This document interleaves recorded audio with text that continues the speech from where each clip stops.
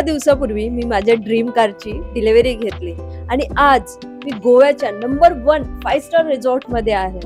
तुम्हाला एवढंच सांगायचं आहे की मॅनिफेस्टेशन खूप पॉवरफुल आहे आणि तुम्हाला जर मॅनिफेस्टेशन तुमचं स्ट्रॉंग करायचं असेल तर नेहमी पॉझिटिव्ह थिंकिंग ठेवा, माइंडसेट खूप हाय ठेवा आणि 4 गोष्टी लक्षात ठेवा.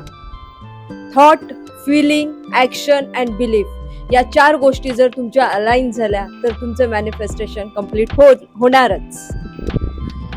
तुम्ही कुठे पण फिरायला जाता, तिथे तुम्हाला गार्डन असेल किंवा तुम्ही सोसायटीत राहता तिथे प्ले एरिया असेल किंवा तुम्ही आसपासच्या एरियामध्ये गेला तिथे गार्डन असेल, त्याच्यावर चालणं आणि ते विदाऊट स्लीपर्स घालता म्हणजे अनवाणी, तर ते मॅनिफेस्टेशनमध्ये का इम्पॉर्टंट आहे ते आज मी तुम्हाला सांगते.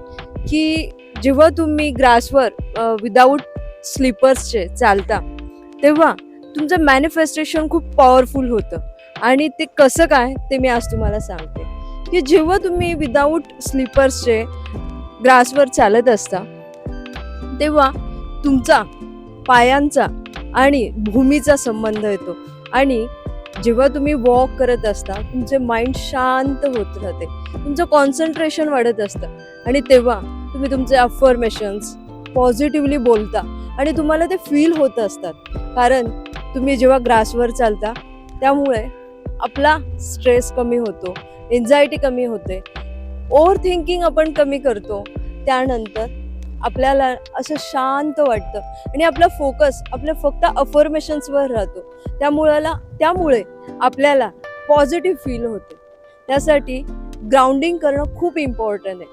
ग्राउंडिंग म्हणजेच विदाऊट अनवाणी चपलेने ग्रासवर चालणं.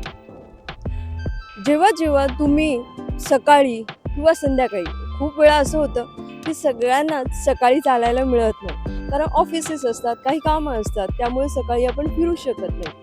तर तुम्हाला जेव्हा संध्याकाळी वेळ मिळतो तेव्हा सुद्धा तुम्ही चालले तर तुमच्यासाठी खूप फायदा होतो.